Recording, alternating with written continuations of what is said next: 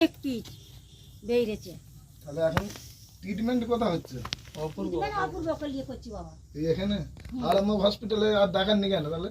পয়সা দিয়ে কত দেখাবেন? সরকারি সংস্থায় তো ভালো হয় দেখানো।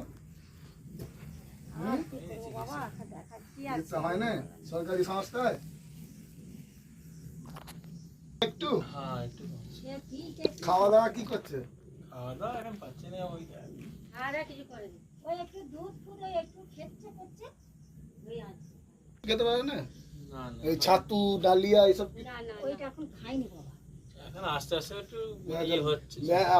আমরা তো ভাই বলেছিল আমরা এসেছি, বলছি ব্যাংকের স্ক্যানার বা কিছু আছে ওইগুলো আমাদেরকে দিতে হবে, আমরা ওগুলো পোস্ট করব, করে এসে আপনারা পাবেন। তারপর আমরা গ্রুপ থেকে তুলে চেষ্টা করব এসে দিয়ে দেওয়ার, ঠিক আছে?